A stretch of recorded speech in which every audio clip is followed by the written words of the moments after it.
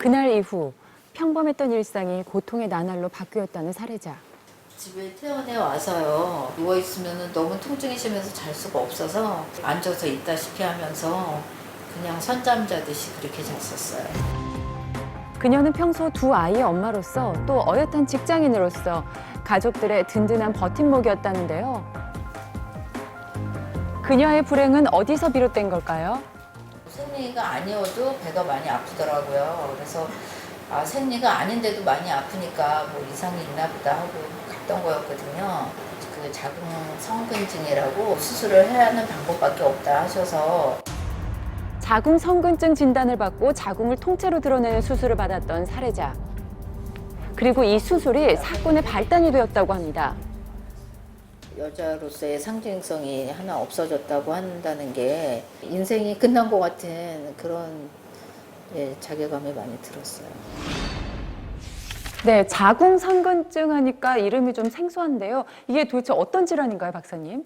자궁은 여성 생殖기 중에 굉장히 중요한 장기고요. 정상 자궁이 이렇게 생겨 있고 아기가 나중에 생겼을 때 자라는 공간, 자궁이 요거를 얘기하는 거고, 이 선조직이 안으로 침투를 해서 자궁이 커지는, 꼭 아기를 가진 것처럼 자궁에 혹이 있어서 커지는 그런 상태를 말하고, 당연히 이렇기 때문에 생리 시에 생리량이 많아지고 통증이 있고 이렇게 되는 거죠. 그래서 이러한 상태를 우리가 자궁 선근증이라고 말씀드릴 수가 있겠습니다. 네, 이게 자궁이 커지는 질환이라고 했는데요. 증상이 있나요, 박사님?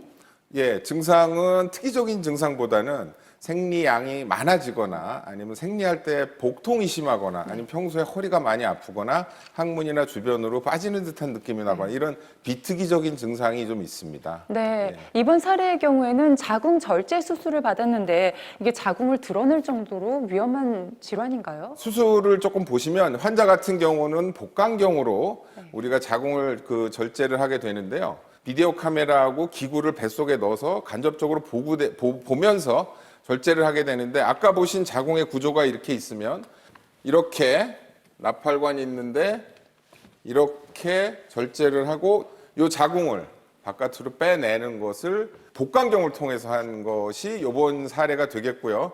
이러한 시술은 사실은 산부인과 영역에서는 굉장히 흔하게 자주 하는 수술이고 위험이나 이런 게 크게 있다고 볼 수는 없습니다. 예.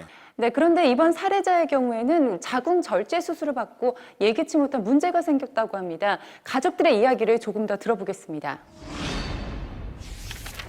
수술 후 그녀의 삶은 녹록지 않았습니다. 신장이 나빠지면서 받기 시작한 수술은 이제 8번 정도 돼요. 전신 마취를 매번 하면서 받는 수술이었고요. 또 앞으로도 한 4번 이상 더 받아야 되는 경우거든요. 자궁 절제 수술 이후 1년 반 동안 총 8번의 수술을 더 받았다는 건데요. 도대체 무슨 일이 있었던 걸까요? 방광 부위에, 방광 인근의 그 요관이 협착이 됐다고, 양쪽이 다 이렇게 됐다고 말씀을 하시는 거고요. 수술 이후 계속되는 복통과 이상 증세에 병원을 찾았고 멀쩡했던 양쪽 요관이 막혔다는 충격적인 이야기를 듣게 된 겁니다. 그러니까 밥도 못 먹을 정도였고 걷지도 못할 정도고 상대편하고 대화하기도 힘들어했었어요. 네, 자궁 절제 수술을 받았는데 요관에 문제가 생겼습니다. 이게 어떻게 된 일이죠? 예, 상식적으로 잘 이해가 안 가실 것 같은데요. 사람의 비뇨생식기 계통, 비뇨기 계통을 그려놓은 그림입니다. 자궁의 부속 기관들과 요관이 지나가는 길이 겹치는 부분이 있습니다. 자궁 수술을 받았는데 왜 갑자기 요관에 문제가 생기느냐? 해부학 구조로 보면 당연히 그럴 수 있고요. 의료에 있어서 생기는, 바깥에서 원인이 있어서 생기는 요관 손상의 반 정도는 자궁적 출술에서 온다고 되어 있습니다. 그래서 이쪽을 수술적인 처치를 하다 보면 이 요관을 찢어먹거나 아니면 자르거나 좁게 만들거나 이럴 가능성이 충분히 있습니다. 그래서 이러한 문제 때문에 환자는 그러한 상황이 온 것으로 판단이 됩니다.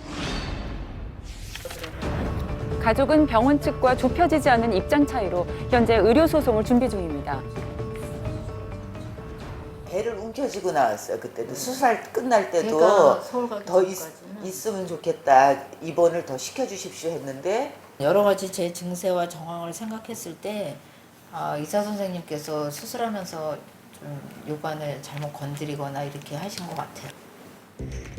수술 전에는 아무 문제가 없었던 요관이 갑자기 막히게 된 것은 수술로 인한 손상일 것이라는 주장인데요. 담당 선생님 만나서 말씀을 드렸는데 이런 증세가 지속이 돼서 본인이 재수없게 걸린 것처럼 까마귀 날자 배 떨어진다 뭐 이런 그 표현을 하시면서 수술을 안 했다 해도 이런 일이 생겼을 거다 이렇게 저한테 책임을 전가하듯이 그렇게 말씀을 하시는 게 너무 저는 어이가 없었어요. 병원 측은 이 사건에 대해 검토는 해보겠지만 답변을 주기 어렵다는 입장. 그녀는 왜 본인에게만 이런 일이 생긴 건지 이유만이라도 알고 싶다고 말합니다. 서울 가서 수술을 하고 입원해 있을 때마다 너무 막 화가 나서 견딜 수가 없는 경우였어요. 매번. 그냥은 제가 가만히 넘어갈 수는 없다 생각이 들어요. 네, 살해자가 자궁 절제술 이후에 요관에 문제가 생겼는데 가족 측과 병원 측의 입장이 대립이 되고 있습니다. 네. 박사님은 어떻게 보시나요?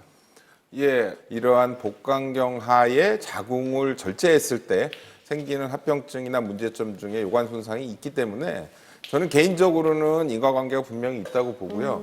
사실은 몸이 안 좋아서 그런 일이 생겼다라고 말씀하시는 건 조금 상식적이지 않다고 생각을 네. 합니다. 변호사님은 이번 사건 어떻게 보시나요? 네, 이번 사건 환자 같은 경우에는 그 요관이 협착이 있는 환자인데요. 그 차트 기록을 보니까 이렇게 보시면 양측 요관이 모두 카테터가 진입되지 않았다, 협착이 있다라는 의미이고요. 네. 또 오른쪽의 경우에는 다 염색약이 이스트라바세이션, 즉 복강내를 흘러나왔다는 얘기입니다. 아하. 결국 수술 중에 수술 기구로 인해서 요관에 어떤 열이 가해지거나 이런 문제로 인해서 협착도 왔지만 또 찢어져서 소변이 밖으로 나갔다 이렇게 보시면 될 것 같습니다. 네. 어떻게 배상을 좀 받을 수가 있을까요? 네, 지속적으로 이렇게 협착이 와서 수술을 계속적으로 받아야 되는 경우에는 15%에서 20% 정도의 어떤 손해율을 인정할 수가 있습니다. 그래서 60세까지 일한다고 본다면 소극적 손해액은 한 3천여만 원 나올 것 같고요. 네. 적극적인 치료비로 이 요관 협착이 돼서 계속적으로 치료를 해준 과거 치료비하고 향후에도 이제 계속 지속적으로 협착이 발생할 수 있기 때문에 향후 치료비 그리고 의자료로서 한 3천만 원 정도 예상해서 6천만 원 이상의 손해가 발생한 것으로 보여집니다. 네, 의료 분쟁 차트 오늘은 여기까지입니다. 두 분 고맙습니다.